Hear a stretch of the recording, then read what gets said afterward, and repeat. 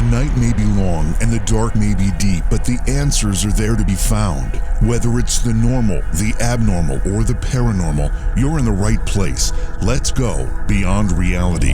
Welcome to the program. Great to have everybody here tonight with us as we kick off another week. Looking forward to have returning guest Mark Christopher Nelson, the positively psychic medium. He'll be joining us tonight. We'll talk about paranormal investigations, exploring historic sites for signs of spirit and other activity, and also opportunities to connect with interdimensional beings. That's a lot to talk about in one program, but we're going to do that with Mark tonight. Looking forward to it, of course.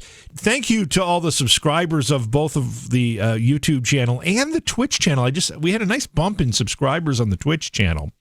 And it's a little more cumbersome to subscribe on Twitch. You can follow for no charge, but on Twitch, if you subscribe, you either pay, there's a small charge for that subscription, or you have to link it to your Amazon Prime account, which, if you link it to the Amazon Prime account, there's no additional fee, but you have to do that, and you have to do it every month. But anyway, we just saw a nice bump there, so thank you for doing that. Our followers have climbed on Twitch as well. So keep sharing it for us. It's working, obviously. And the same thing with our YouTube channel. Those subscribers and those numbers are climbing as well. It's all part of getting this message out to a bigger audience and having more people involved in what we're doing.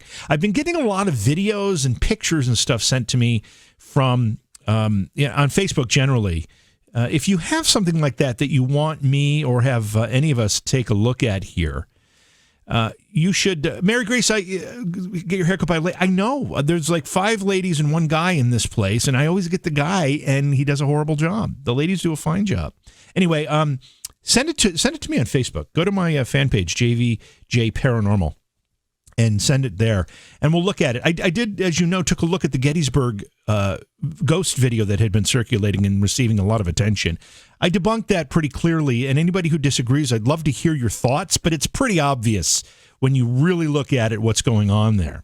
And I pointed out in that video is still on my Facebook page, JVJ Paranormal, if you want to take a look at how I analyzed it. So if you've got something like that, I just had a guy say, I've got a video, it's got some really crazy stuff, I want somebody to take a look at it. Send it to me. Maybe we'll even use it during the show. I'd like to be able to do that. If it's something that either I can, demonstrate there's something else at play here, not something paranormal, I will point that out. If it's something that I can't explain, I will gladly feature that and point that out. Thank you for the subscription, Lost Boy.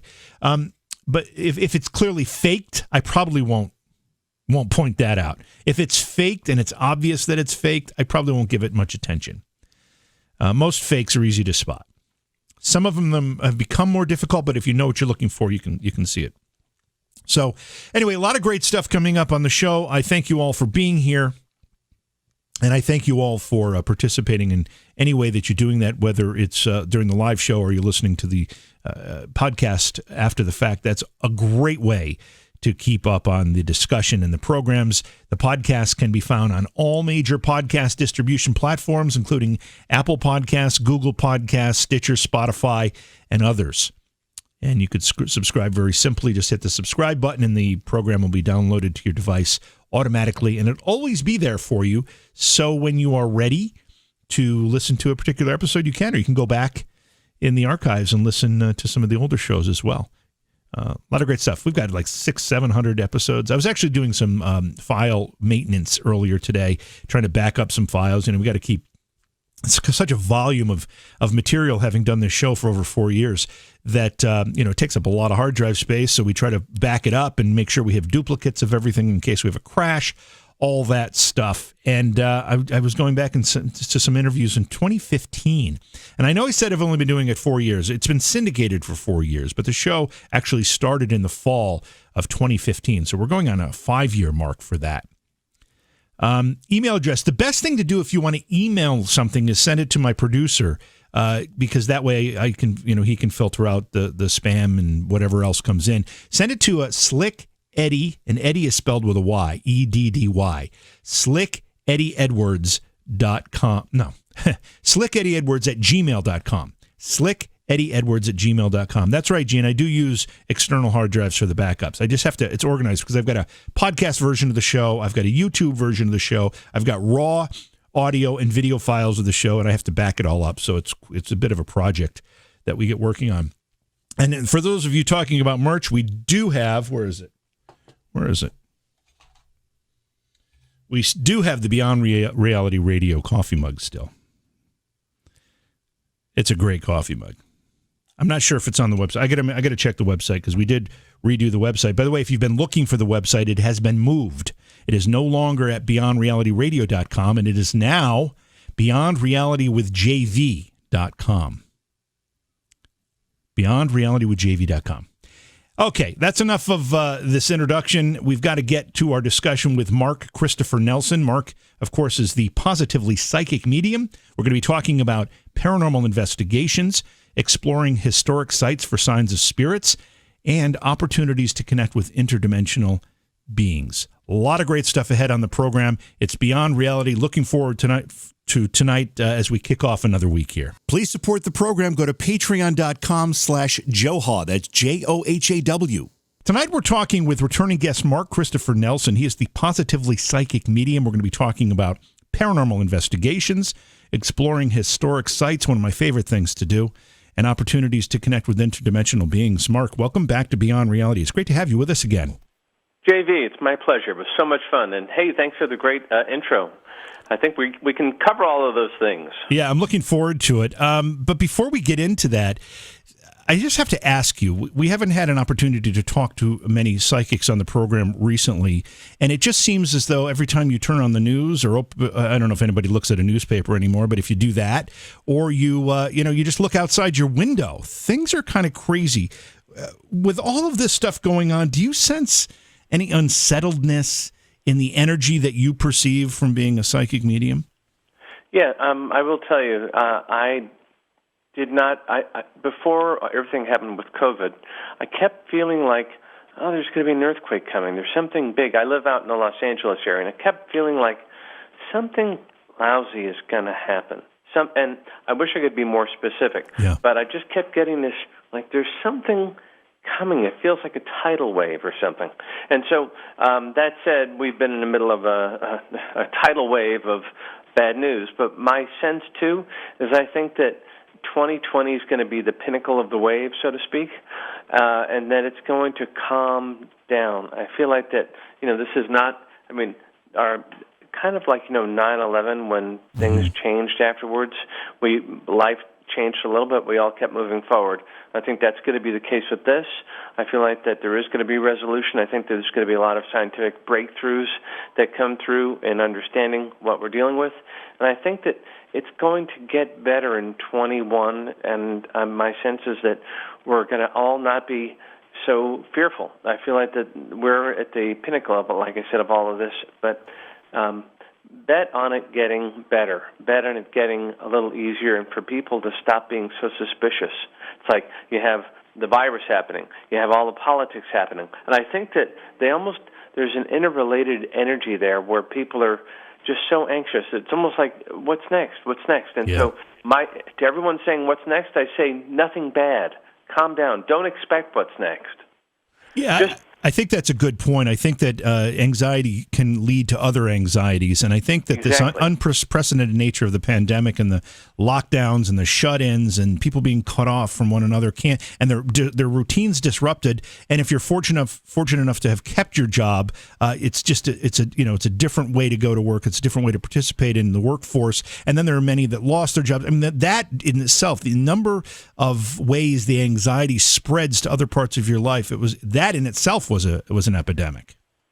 Well, one thing I'll tell you, I love the saying, the only person who likes change is a wet baby. And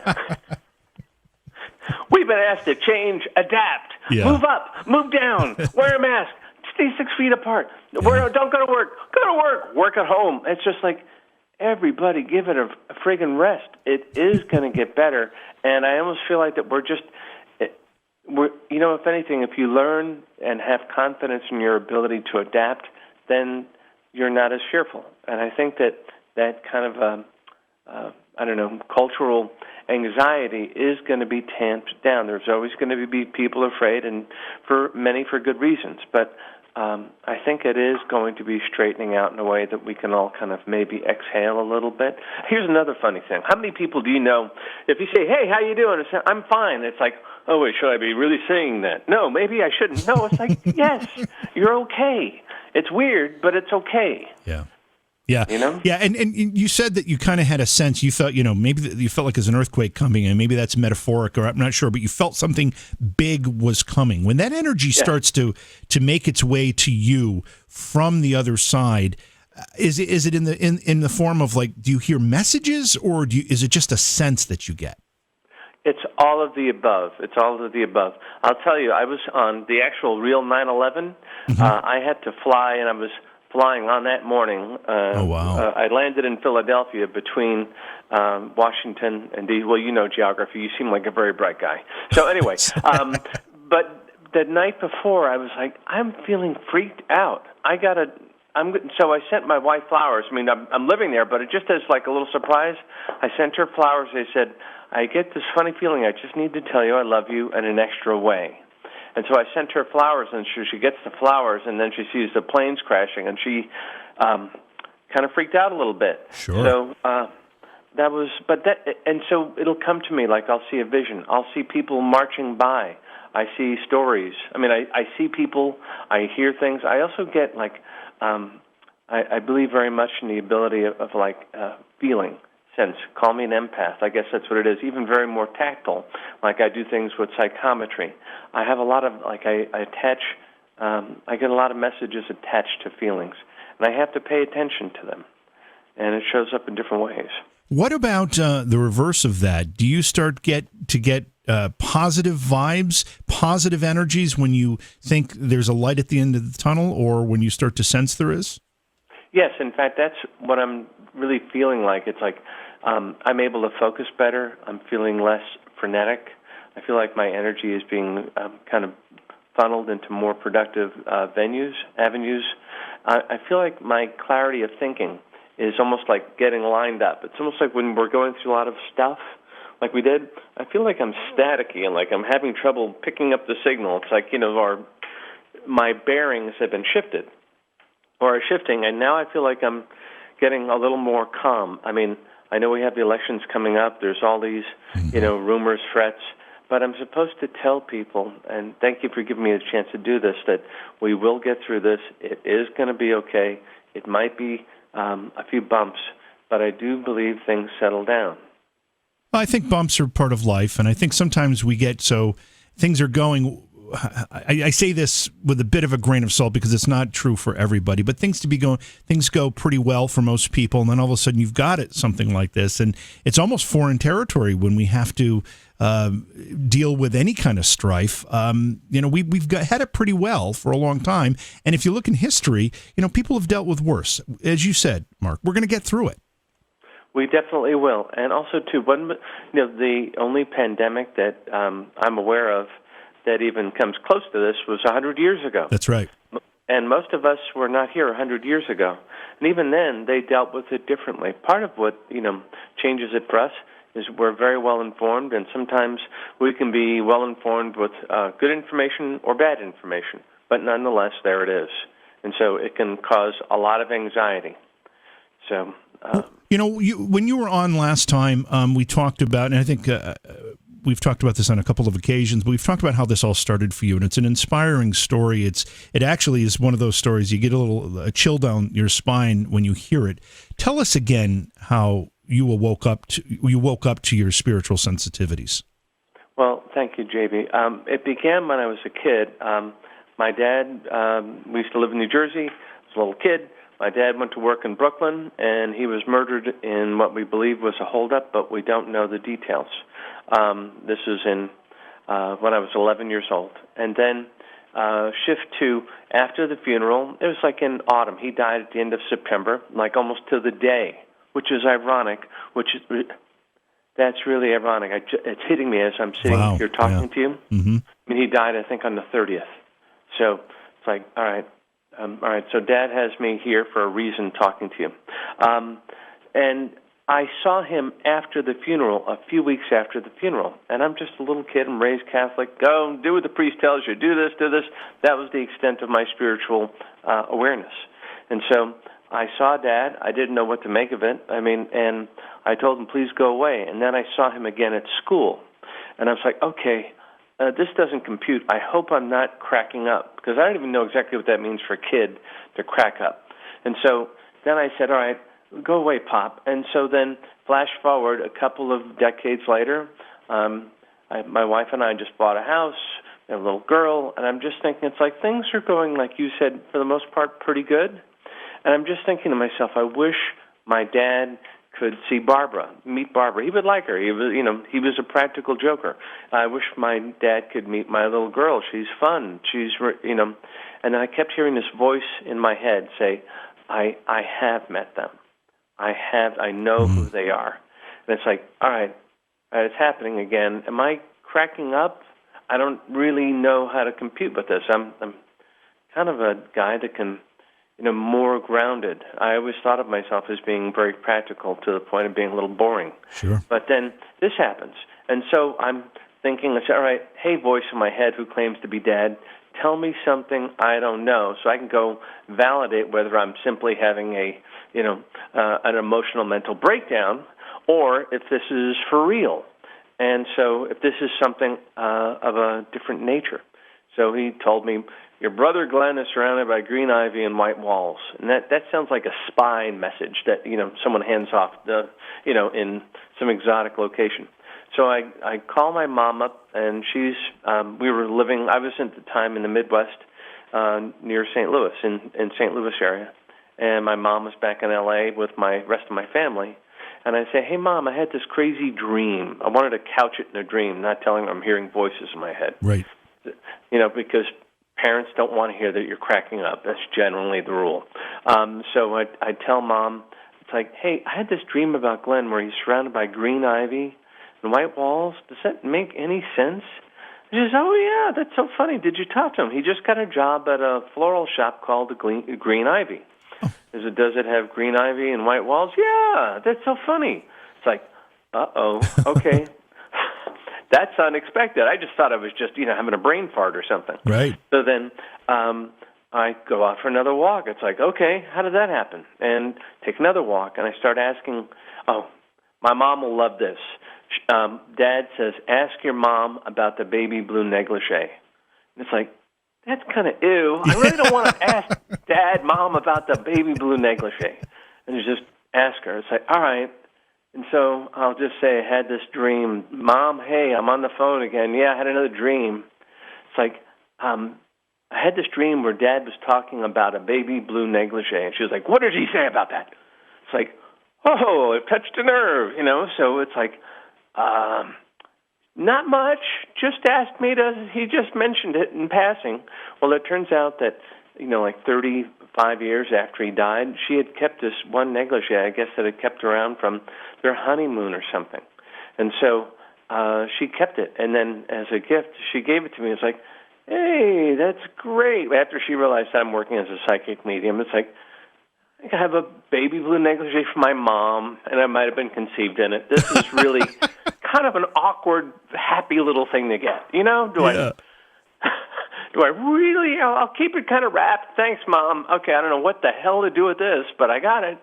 And so I started to get other messages. And then after that, I thought, all right, am I forgetting? Did Mom tell me about this? Did someone tell me about this in the family? I got to go somewhere where I don't know anybody. And by this time, we had moved to a little town in Ohio. I walk into this bookstore, and I said, all right, this is a good cold test. I don't know anybody here. Let me see what I can get. And so I talked to the manager. I said, I think I'm psychic. She goes, really? Oh, cool. What you want to? Can I test? Can I read somebody? Read me.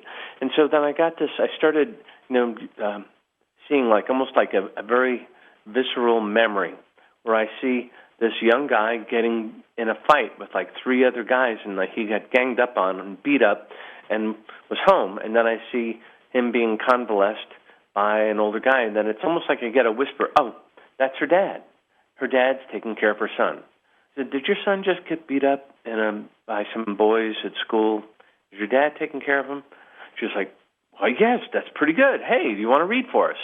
And I kind of stumbled forward like that, so I started reading for them, and I started to figure out, how do I do this? At the time, the only guy I saw doing anything was like John Edward, and I watched him, and it's like, all right, I don't know how he does it. I read one of his books. I kind of got a handle on, okay, this is how he seems to do it. And so I started feeling my way around in the dark to a point where it's like, okay, I need this to work. I don't need that to work. I need to go here to hear a message. I need to be calm. I need to be clear. I need to get out of my own way.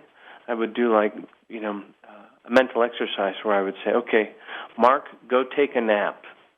Just go away. You're not needed here. Let's do a reading. And so someone would come in, and I learned that, like, me sending myself away was kind of like me saying, hey, worries, hey, ego, go take a hike. You're not needed here. Right. And it made it kind of work. It's an amazing story, and I just want to take you back to when you first had the visions of your father. Was he trying to communicate with you, or did you just see him? No, he was trying to, in hindsight, what Dad was trying to, he died in a very violent way, very sudden. It was, hard on everybody, and no one had answers. They kind of knew that there was, the cops told us that he had walked into a mafia-run bar. Wow. At a very difficult time in New York City's history in the late 60s. And so he came through. We were close to him. He was good to us. And the message was, I'm okay. I'm okay. And he told me, because I saw him smiling, he looked whole.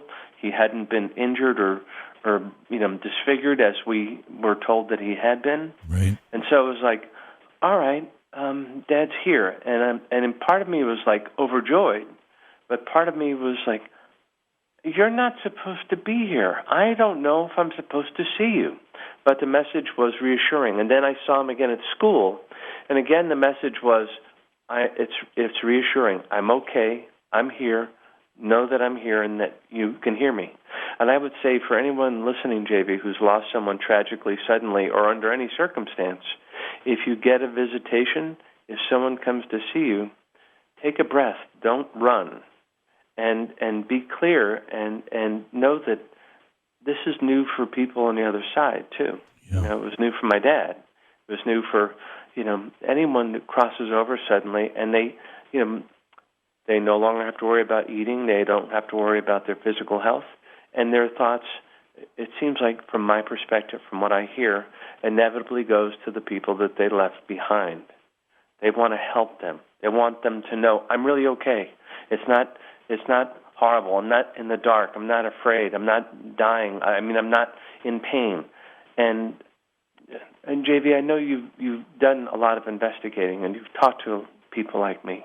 You've had your own experiences, but so many people haven't been put in that position where they're told to say, you tell them, or I tell them, or whoever tells them that you're the person that you love is not suffering.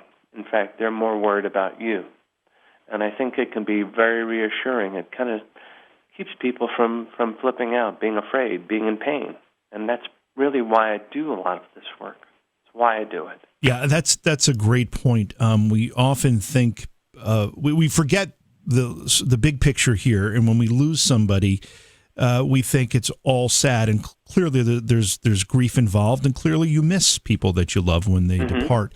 However, as you just pointed out, it actually for them in many cases it's a better place, and they're okay. To be more specific, it's like how many people have lost say a parent who's in a home, they can't walk, their mobility is curtailed, they're stuck in bed, they can't move their fingers. And they inevitably come back and say, I can move again. I can stand up again. My back isn't bringing tears.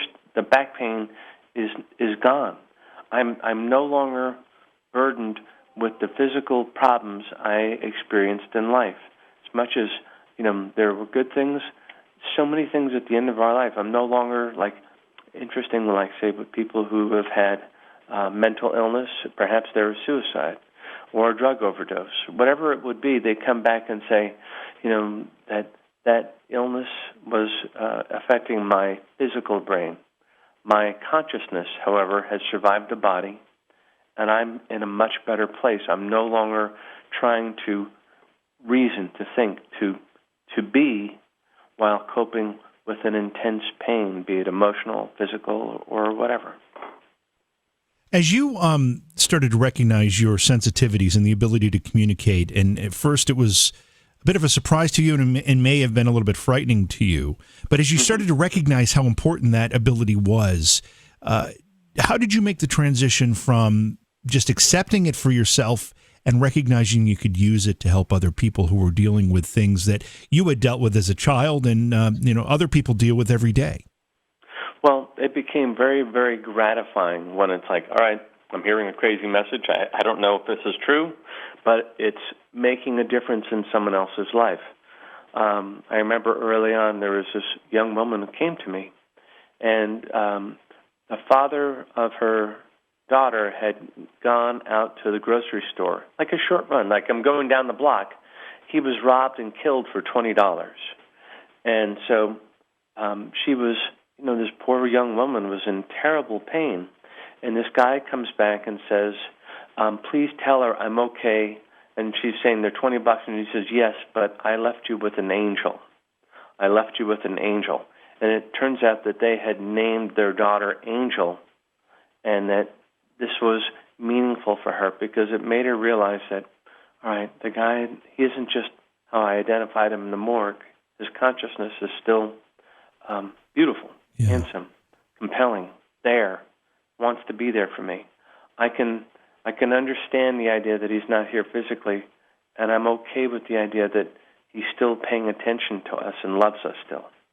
And that's when it started to feel like, okay, there's a point to this. I'm not doing card tricks. I'm not, pulling a rabbit out of my hat. This has implications for the way other people live, and I have to honor it. And that's what I've tried to do. How long have you been at that point? How many years ago was that kind of that epiphany? I'm going to say maybe 20 years, wow. 15 years. And then here's the thing, though, is that I feel like I keep peeling the onion. Mm-hmm. I keep finding out something new about it. I keep finding out that, I can do this with this. Oh, there's someone here for that purpose. Oh, I can understand that now. I didn't understand it before. And part of this has been, like, I started out just doing readings, and then I went to doing platform readings, so I started to read for audiences. And then some guys, it was a paranormal investigating group, saw me doing my work, and they were saying, do you think you could go into a house and tell us something? And it was almost like, I think so. I don't know, because I haven't done this before. And so I went in, and I went with them for this one experience, and it was like, hey, I'm hearing there's a guy, Tom. There's more than one guy named, I just remember Tom, this one event. Mm-hmm. Like, there's a couple of guys named here Tom. He said, well, there are 3 generations of guys named Tom that lived in this house. All right, and it was like, holy smoke. I mean, I heard that right. And so, okay, let's see where else this goes. It's like, hey, if someone gave you a new bike and you don't know whether you can make it up the hill or not, or what am I going to do with this? I still love this Saturday Night Live skit where Dan Aykroyd made something, and he goes, hey, it's a floor wax, and it's a dessert topping. And that's kind of like what this is. It's like, I can hear people, clients sit in front of me. I can get in front of a platform of people. I can go on a platform, hear lots of them, see them call out to me. I can go into a house. I do radio shows. I hear things from, I can channel where it's like, all right, this guy's coming through, and he's trying to tell me blank, blank, and blank. And a lot of it comes out of the way. People are wondering, it's like, they think I'm nuts, but what I would just say is, like, get out of your own way, step aside, have faith that the universe is a friendly place, that there are people in spirit who want to help you. I mean, I do protect myself with prayer, and I try to be conscious that there are some very dark corners of the universe as well, and I'm sure that you've kind of, bumped into those as well. Yeah. But I try to be, those things almost sound like fire alarms if I'm going into kind of a bad joint. It's like, all right, I got to make sure I'm protected here because I don't like the feeling of it. And it's almost like you just get something that, messes with your stomach a little bit. It's almost like, all right, it feels very visceral. There's something not good here, as opposed to, all right, I'm reading for a guy who's coming through for his wife that they were married 60 years. He's telling me lovely things, and she's better now. A lot of the paranormal, it isn't all vicious, horrible, terrible stuff, but, it's different more times than it's not from my easier, more loving experiences that I deal with. Reading for individuals. Yeah, a lot of people talk about the clairs, using air quotes here, clairvoyance. Talk about those and how they affect the work that you do. Well, you know what? My sense is that, let's say, I've worked as a writer for a long time, that the clairs, that spirit, I'm going to call it spirit, it's going to use whatever I bring to the table. Let's say I have a pretty good sense of writing. Before you called, I was just sitting down jotting notes to see who's coming through. The clairs are also there's audience, sentient. There's I don't know all of them off the top of my head, but I know that I mix them up. Mm-hmm. And so let's say someone is very emotionally attuned. Let's imagine that I'm fairly emotionally stable. Let's give that a go.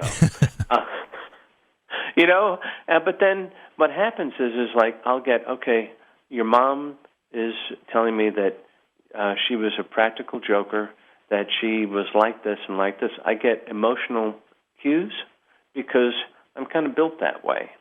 But like the funny thing for me is like I've always had a pretty good, I do this thing called psychometry, which falls under one of the clairs in terms of like being able to sense and feel.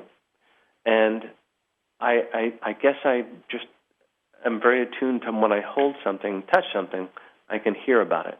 So I would say for anyone that's wanting to explore, your ability, let's say you're a dancer, you're a truck driver, or whatever it is, they're going to use, they being the spirits, your guides, whoever's trying to come to you, they're going to use whatever you bring to the table. You can sing. If you're very articulate, they'll use that. If you're good at drawing, they're going to use that. Because it's almost like they don't care what you call me. Just I'm going to use whatever you've got to help bring across the messages that I think someone needs to hear. And so I find that a comforting idea that it's like I don't have to learn how to do this. This is they're going to use what I do. And so that applies to anybody who's listening. If you think you're really comfortable and assert with one of the clairs, then they're going to use that. And it's going to make it easier. And then you'll find out that, all right, I'd also say don't restrict yourself. If you think you're good at one thing, you might on this spiritual journey figure out that I can also handle this. Or this isn't upsetting, this is interesting. So they're great categories, but I also would tell people don't get hung up in any one. Also, too, the other wild card in this is the spirit that's coming through. Let's say you're channeling someone who is an accountant. All of a sudden, they're going to show you rows and rows of numbers. And this has happened a lot. It's like, was your dad an accountant? Because he's just showing me one stack of numbers after another. It's like he's really good at this. Do you see all these numbers? He's showing me numbers stacked up. That's my dad. Okay, that's my dad. JV, was your dad kind of like a fairly technically adept guy? Like, could he work with electronics, or was he? Yeah, he absolutely was. He actually inspired me to get into radio because of his love for electronic gear, and he actually built radios with me as a kid. Okay, thanks. Yeah, let me just absolutely go with this. What I'm seeing is like he was like very good at getting in and tuning, fixing, wiring, welding. He was able to put things together in a way that was kind of like second nature, and that's part of what he likes what you're doing. It isn't just a radio. It's like he likes your ability to take technology and use it when you investigate. He seems to be really into that. And he also, it feels like that as much as he can, he bonds with you over that. All right? By the way, in your do you have like I know you talked about being a Beatles fan. Yeah. Do you have are there concert posters up around you go to a show? Do you have any old style concert posters around you? It's really funny because I don't have any, and people watching the YouTube stream will be able to see I don't have any right behind me. I've got some albums that are standing up behind me because I think they're interesting album covers. And then in addition to that, in our studio bathroom, which is right to my right, I've got an Elvis poster concert poster from 1956. Okay, well, I think that's your dad showing me these old concert posters. And some of this old album rock art. Mm-hmm. So that's how that's presenting. So what I would tell you is that he hangs around. He thinks it's really cool what you're doing. Is there? All right, here's I don't know. Maybe is there an Elizabeth connected to you? I had an aunt Elizabeth, Aunt Lizzie. She was actually my mother's aunt. And she lived to be, I can't remember exactly, 98, 99, and she died a few years back, but that would be the only Lizzie or Aunt Elizabeth that I can think of. Yep. Mm-hmm. All right, that sounds, I don't know why she's popping up. Maybe we'll figure out as we go. But those are some of the things that I just saw quickly about Dad. If you don't mind me asking you, because my audience will know that very frequently, Mark, I'll be sitting here doing the show, and to my right side, I think there's a man standing there. And I'll look over. Of course, there is no man standing there, but it looks very clear in my peripheral vision. And it happens. It hasn't happened so much in the last couple months, but there was a period where it was happening quite often. Well, sometimes they feel like they want to be close to you. Did Dad have a respiratory issue? My father died. My father died from complications of lung cancer. Okay, all right. Well, we'll call that a hit. Dad. But he's telling me that he's okay now. Clearly he's okay. That was connected to the body, and that's how he comes across. I'm not coughing anymore. I'm not no pain in my chest. I'm not feeling that. I'm feeling better. And he said, damn proud of you. All right. So. Wow. That's how he comes across with that. Wow. That's amazing, Mark, and it's actually quite comforting. So thank you for that. Thank you for that message. My pleasure. Well, all right, maybe I'm going too far. Did he have to wear glasses, pushing them up his nose a lot? Well, he passed away when he was 69 years old. He wasn't that old from, as I said, an illness. But for the 20 years prior to that, he had reading glasses. In fact, it's funny because he'd have to put them on for anything. And I've got a pair of his reading glasses in my hands right now that I'm showing. I'm showing the camera. There you go. Okay, yeah. Well, he brought up the glasses because I kept wanting to I wear glasses if I'm reading something. And sometimes you have to push them for your nose. And so he brought up the glasses. If you're holding his glasses, he's saying, "Hello, buddy. How are you? Miss you. Love you." All right. So that's how he's rolling. Okay. And just love. They don't have to overthink it. There's no oh gosh, I'm a guy saying I love my son. He loves you. So that's fairly straightforward, okay? It's nice. Yeah. So that is nice. I've got a very good warm feeling from what you just said to me. So I appreciate that. Thank you for that. My pleasure. I'm talking tonight with Mark Christopher Nelson, and Mark was kind enough to talk a little bit about my father. Mark and I didn't talk about any of that prior to the show. We haven't talked about it before. And a couple of things that Mark said about my dad were spot on. Plus, the fact he mentioned my father being, I don't know how, Mark, how you put it, but you said welding. You said some things like that. My father was one of these guys that was a jack of all trades. He and I basically built a house. Well, I say he and I. He did all the work. I just kind of carried things for him. And you learned. Yeah.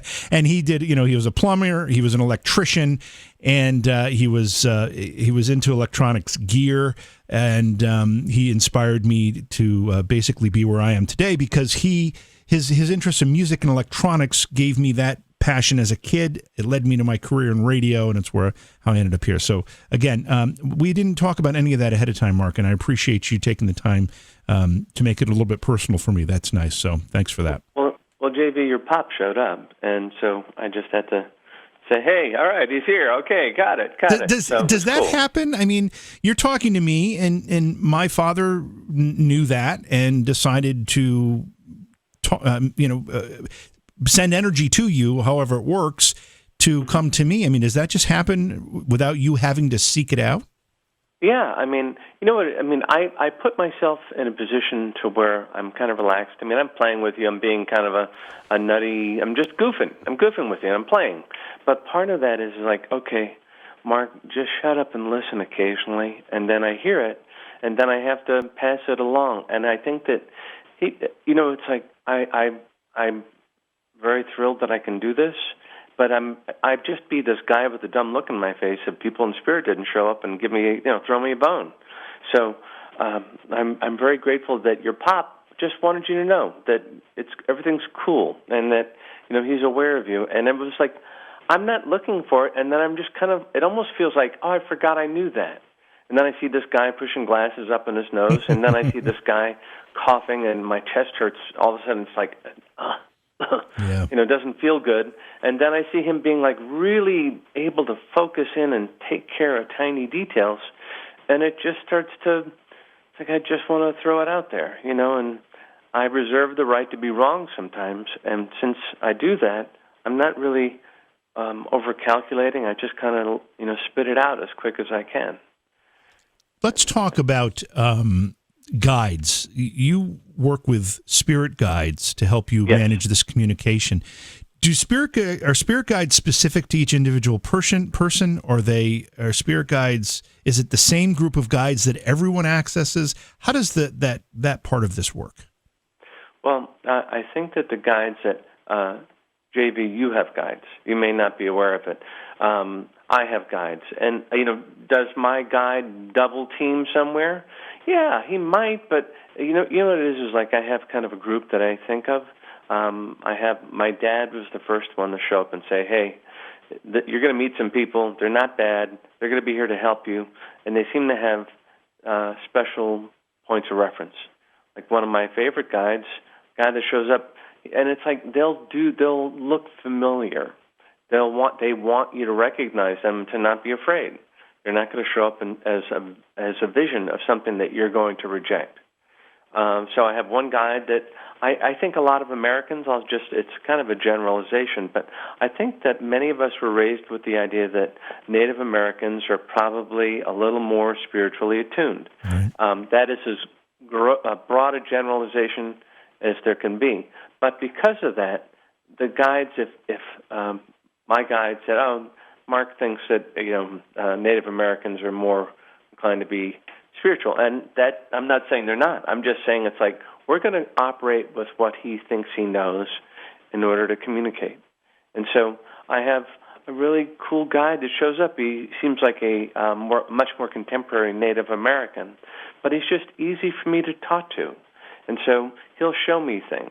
And then I have another guy that looks more like Bob Vila from, out of This Old House. It's like, Mark, you're screwing it up. You're going too fast. It's like, go get a Phillips head. Go. But they tend to be metaphors for what I'm trying to sort out.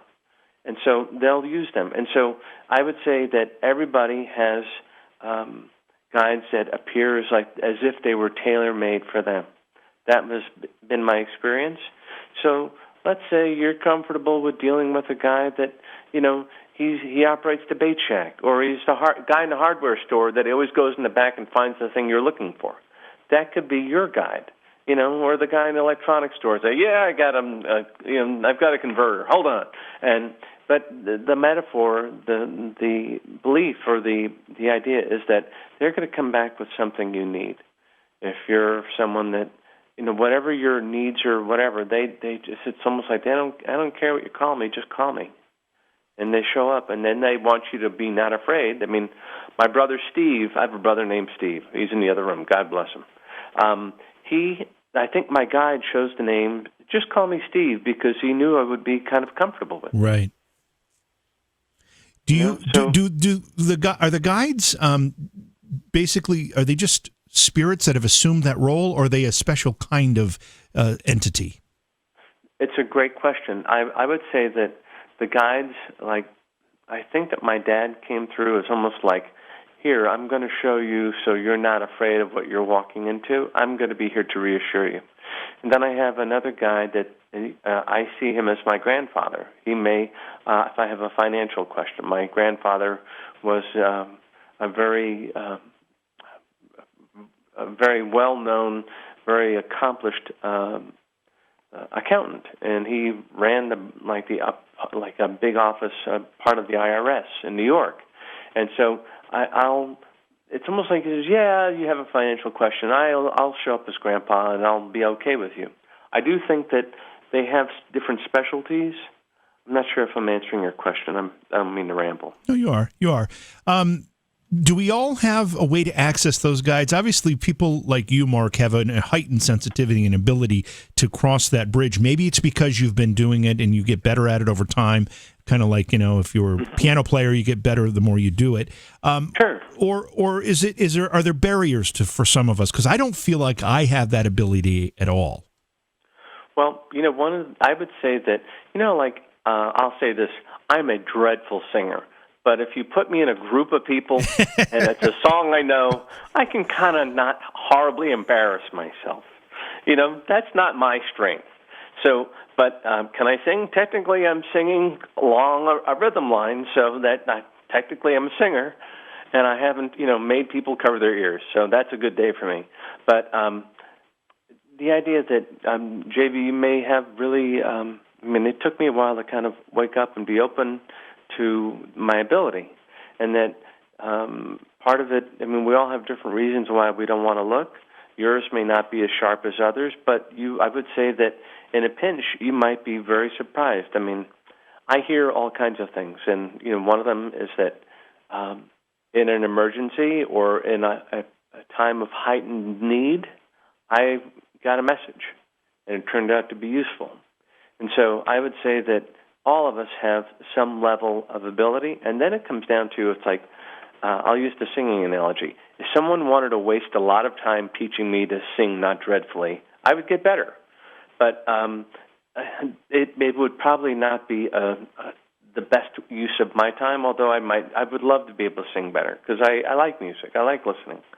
So in your case, you may have more of an ability, and you're not aware of it. People also, too, they may see themselves as being creative, and they are creative, and they're good at coming up with something. I contend that if you have a creative mind, you're probably somewhat intuitive, because I've always felt that, like the arts, someone being creative, being able to write, being able to do something off the top of their head, the other side of that coin is intuition.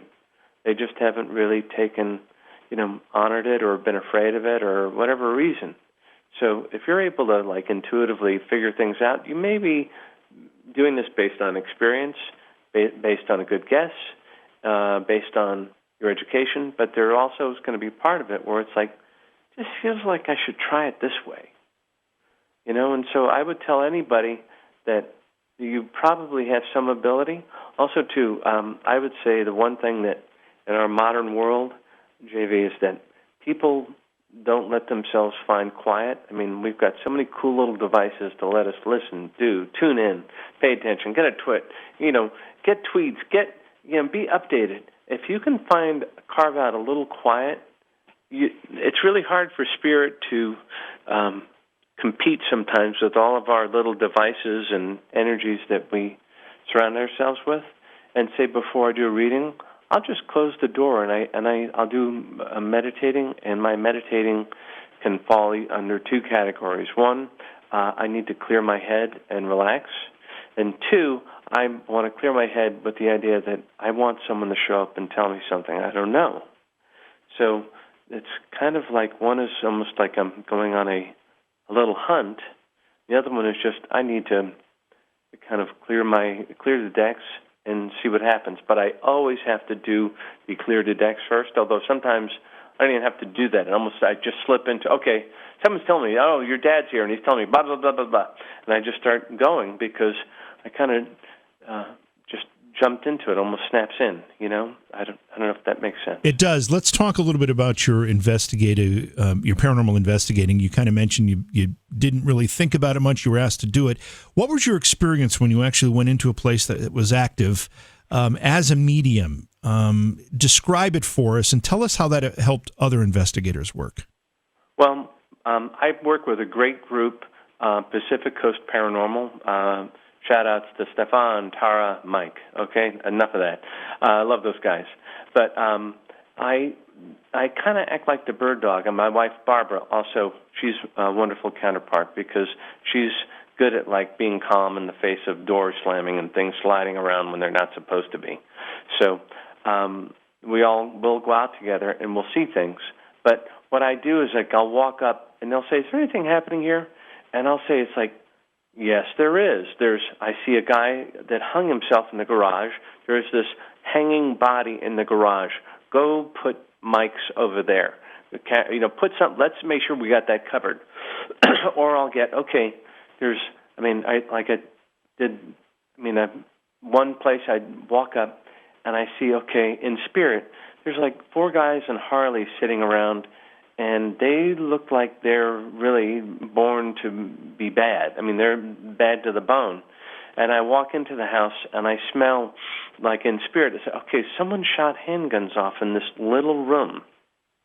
And the owner says, over here, I said, I smell cordite. I know what gunpowder smells like. And they're saying, when I moved in here, I had to fill bullet holes in the walls around here and here. Okay. Well, I know who did it, and then I just have to go with it. And so, one of the most recent, one that was really creepy for me. I went to what they call the Jaws house. One of my all-time creep outs was going to this house connected to the Black Dahlia. Oh, yeah. Mm-hmm. And I believe it was with the producers from Ghost Hunters asked me to come along and see if you see anything here. I know how it works where they look for a couple of storylines, and they brought me along because I did a show for Haunted History. And so then they brought me in. What do you get here? And I walk up, and it's this, it's called the Sowden House on Franklin in like the east side of Hollywood. And I walk up, and I see this little kind of a small guy in spirit, dressed very much in like 40s type clothes, and I'm seeing him, and he's staring at me, and I go, "Oh, he's a doctor.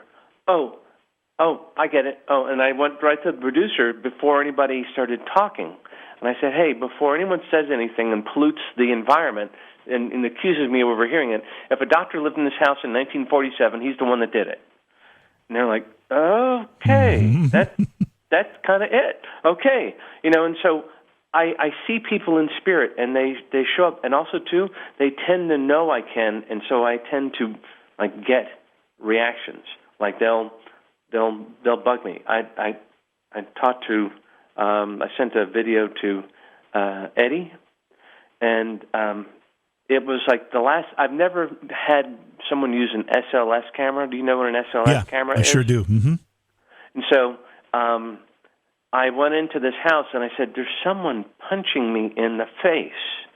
And they turned the SLS camera, and there's like this imp guy like punching me right in the cheek. And it's like, okay. And they're like, "We're watching him punch you in the cheek." Mm-hmm. Okay, well, call me the bird dog. I'm like, they don't, they'll show up. Or I'll say, "There's someone tapping me in the back of the head. I can see it." And they turn the SLS cam. Once again, there's this huge, figure like much taller than me. And so because they know that I'll pick up on them, they tend to kind of like go after me. It's almost like, let's say you're in a foreign country. You're out in the sticks. Nobody knows you. And then you hear some guy speaking English. You kind of go to him. Yeah. Because, it's like, I can connect with this guy. And so it's kind of what happens. And it's amazing, and it's a little, the Sowden House guy was this little nasty doctor who actually, it's the only time I had something what I would call, we've heard people say, "Oh, it followed me home." Well, I really think it did. The reason why is my wife, Barbara, and I, we're very blessed. We've been married a long time. She puts up with me. She didn't call me crazy when I said I think I hear things. That counts for her. So and we've had like maybe 1 or 2 big fights in our whole marriage where we're just like screaming at each other. Well, we get back from the Sowden House, and then for some reason we just kind of turned on each other, and it's like we went into like arguably one of the worst fights, and then it's almost like, wait a minute, we just came out of a house with a serial killer spirit that was there, and he, so far as I can tell, murdered a lot of women. Now you and I are having like a real screamer, and we haven't had one of those since we were kids. All right, I think that, okay, this really nasty spirit kind of, it isn't possession, but it's oppression. There's a bit of a difference. There's a big difference. Yeah. And so I feel like I'm getting a bit oppressed, and I'm being influenced to do something I would not normally do. Barbara, too. And so we both basically said, okay, go back to our corners. I don't really think I'm that mad at you, and I don't even know why I would be that mad at you. So that was like a real thing that got me, where it's like, okay, we got to, that's why I say it's like if you go into a place, don't just think that you're there and that it can't get you. Because, in this one last place, I don't always buy, I got scratched, I got touched. I got scratches in the back of my neck. And this was after the SLS camera was picking up on it. That, I think, in rare occasions does happen. Not every episode. That's not real. I don't know if that's true. But I literally got some scratches in the back of my neck and said, look at this. This hurt. I feel this. I mean, I'm not bleeding terribly, but it's like there's scratches, it feels like, in the back of my neck. And sure enough. And this camera really kind of blew my mind. It's like I know I'm seeing things, but this thing was like, we're watching this thing hit you. It's like, holy shit, that's kind of, didn't expect that. So, and I'm sure with your experience, you've seen like the fact that some of these conscious beings do or don't like being investigated. They're going to react differently. Yeah, they all react a little bit differently. And I want to ask, after that experience where you had at least some energy follow you home, attach itself to you, which affected what happened to you when you got home, do you do anything differently now when you investigate? Oh, well, I say prayers. I surround myself. I mean, I use holy water. I mean, I'm still, even though the Catholic Church may or may not agree with everything I do, there's a Mark 9:38-39 is a reference where the apostles come to Jesus and say, hey, there's some guy driving out evil spirits in your name. I think that's the exact reference. And he says, should we make him stop? And he says, nope, anyone doing something in my name is operating in, for me. Anyone who's with us can't speak against us. Well, when I get into a situation like that, I do kind of like say, okay, I recognize that there is such a thing as a non-human entity. Sometimes they can be spirits. Sometimes, they can be, I'm very blessed. I haven't dealt with a demon, but I think that it's possible that they're out there. I also think that there are interdimensional beings that they don't fit what I thought. You don't know what you're getting. Sometimes it's like, that's not human. That doesn't feel like my grandmom or a guy that, horseshoed, put horseshoes on and murdered the wife. It doesn't feel like this kind of guy. It feels different. And so that's when, like, say, some of my friends will bring out equipment and we'll find that's a portal. That feels like a portal because I'm getting all this energy over here. That's happening there. And so, but like this one last place where, I saw on the SLS machine little green men punching me in the head. Yeah. And I thought, okay, this is not, it doesn't feel human because I don't know how else to put it. It's just as much as I thought I saw your dad, having a really good time working with, electronics, I see these guys and I think, that doesn't feel human. It feels something else. But then again, I will use, I'll say a prayer to Michael the Archangel, or I'll say Our Father, so I'll do whatever it is. And if it's something that was human, they tend to react to that. Either get away, they quiet, they get pissed off, they throw things, But this one seemed to have, like, no bearing. And then the other funny thing, like, again, this one last one, I heard what sounded like a hissing, like a language, and it's like, all right. And so we picked up something on a recorder. God bless my buddies at Pacific Coast. They're good guys. And they caught something. We're hearing something, too, and it's like, I'm telling you, it sounds like hissing. It sounds like kind of a hissing. So it made me think, what the heck is that? And this led, actually, our group, we did this thing. We explored Close Encounters of the Fifth Kind Protocol. I don't know if you're aware of that. It's where the movies, Close Encounter of the First Kind, Third Kind. The Fifth Kind is kind of a spiritual opening. Okay. There's a Dr. Stephen Greer who has, I think he's, and I have no relation to him, but he seems to, one of my friends was aware of his work. We wanted to see if through all of us meditating and being clear and seeing in the same property where there was bizarre behavior and issues, like one of the owners was actually getting hurt and harassed, and seemingly I thought, okay, is this our first demon and that I've had to deal with? And I hope not. It's going to test my faith, And then I go in here and it's like, it's not really demonic, I don't think, but what the hell is it? And so I think that we might have been dealing with kind of an interdimensional, which is kind of like takes my ideas about what I thought I knew about the paranormal and takes it to a place that I wasn't planning on going. I don't know if you've dealt with anything like that, but it's kind of interesting. Yeah, it's very interesting. We're going to find ourselves out of time here, Mark, so I want to move through a couple more things. And I want to know, you've had a lot of very interesting experiences when you've investigated. Have you ever had the benefit of a non-technology assisted full apparition sighting? Yes. It was pretty early on. I did a reading at my cousin's house in New Jersey. And so it turns out that my cousin and her husband bought the house from his mother, and she died in the house. So I did a reading, and I'm getting all kinds of stuff. She did this, she did that, she's thankful for this. It's like, like she says you covered up all the green. She says, well, we have new aluminum siding underneath the siding. It's all green, old paint. Okay, well, she's telling you she likes that you covered up the green. And she said that these, she's just giving details. And so when we wake up, when my daughter was just a few, 2 years old, she was sleeping in a guest bedroom in the same house where my cousin's mother-in-law died. We hear Katie crying in the middle of the night. Barbara's, I'll get up, I'll get her. And so I'm sitting there, okay, I'm awake, I'll wait for Barbara. I'm not falling asleep because it's getting to be like almost 5 in the morning, and I'm waiting for her to come back.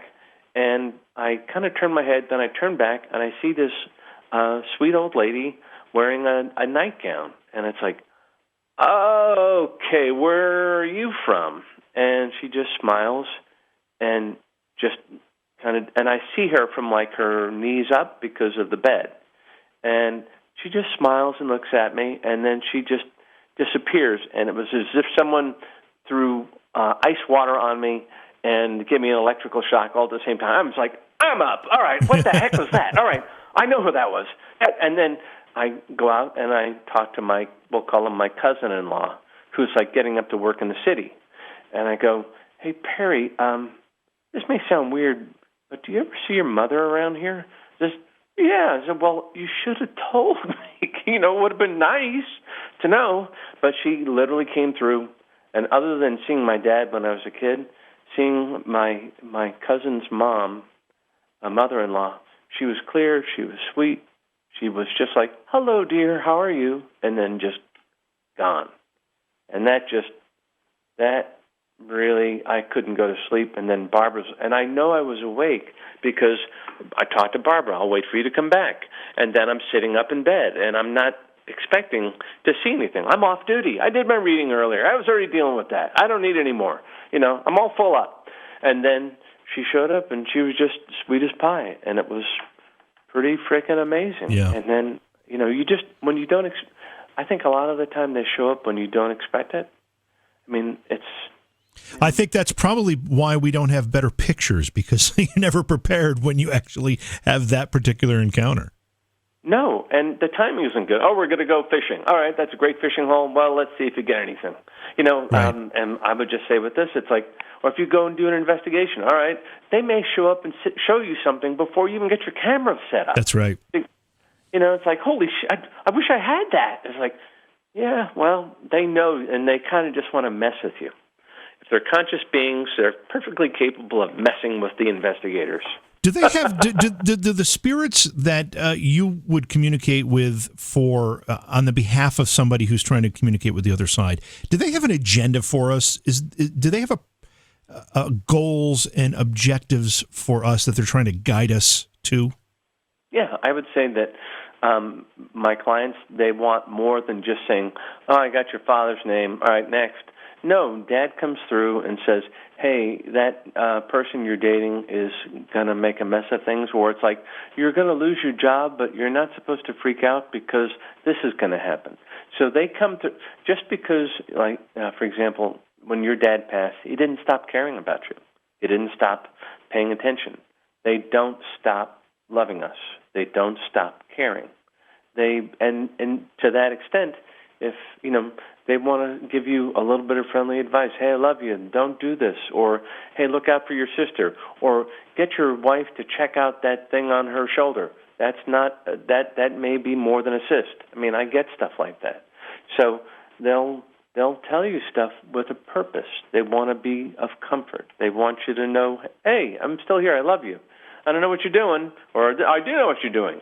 And I've had them come through with as benign stuff as, like, you really need to get the brush cleared from the backyard. I mean, I've had that where it's like, I was just thinking about doing that. So, well, your dad says you need to. And so it's funny. It's like whatever it is that your need is, wherever you are in your life, they come through with stuff that can be useful. And it's really comforting. It isn't just all the same stuff because JV, you and I probably could find 100. I love the Beatles too, and I like doing radio, and I like doing, but there's things that are just you. And your dad very likely is going to know those things that are just you and may bring it up, And so that's the way it is for everybody, the parents, the loved ones, the kids. One last quick example. I'm working with a lovely lady in India. Her name is Tanvi Kapoor.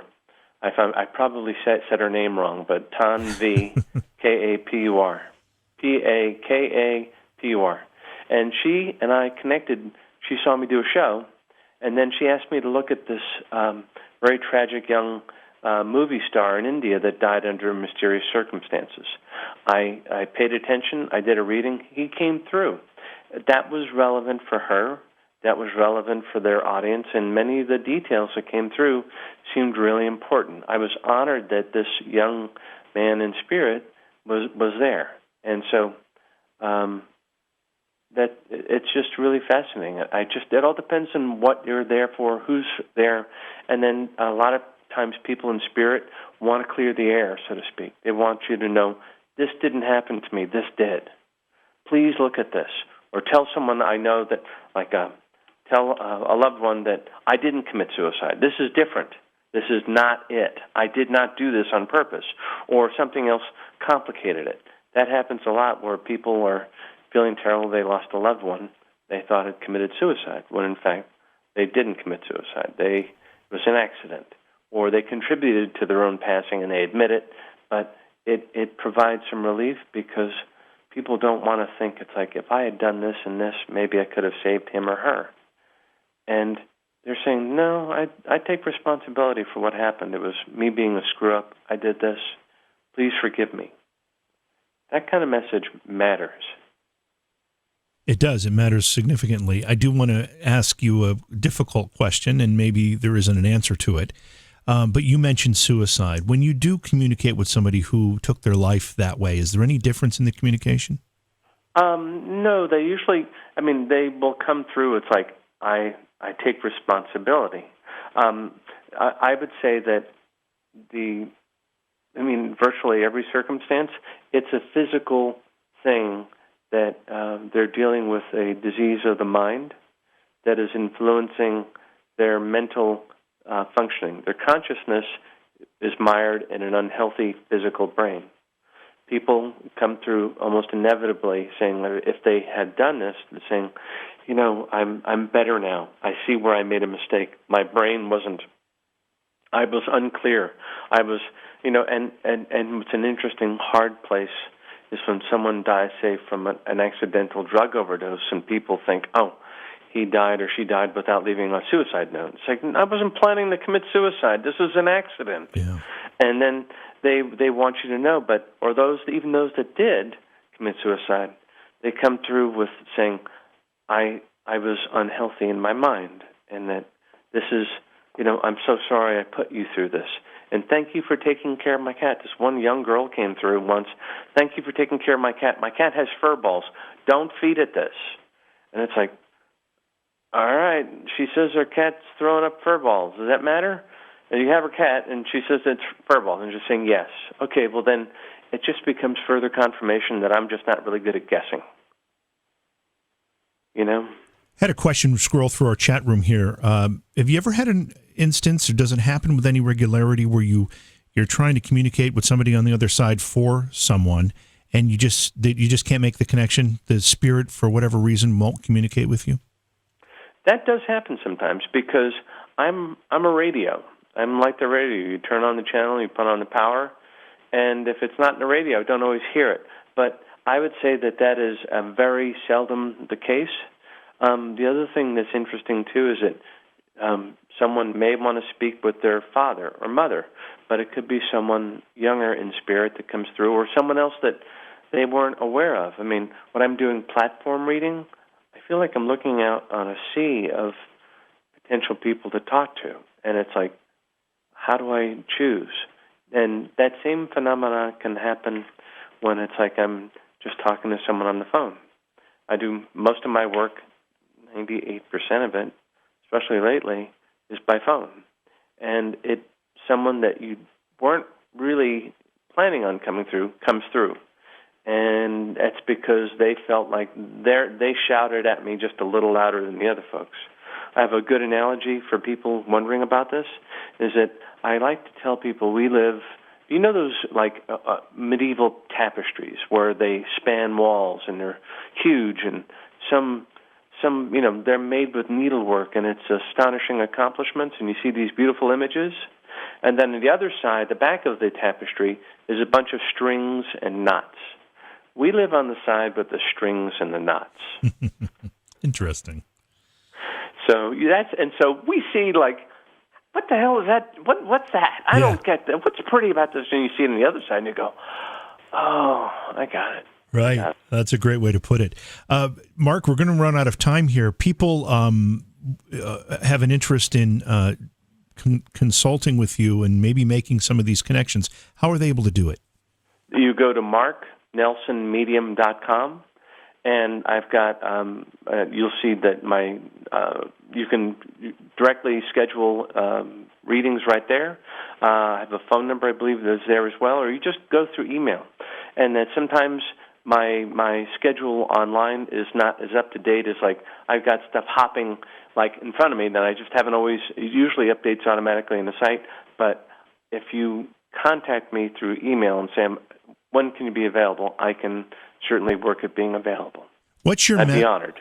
And what's your message for people? I mean, particularly in a time of pandemic, and I haven't had anybody that I'm personally close to suffer from the COVID pandemic, and I'm sure there are people that have.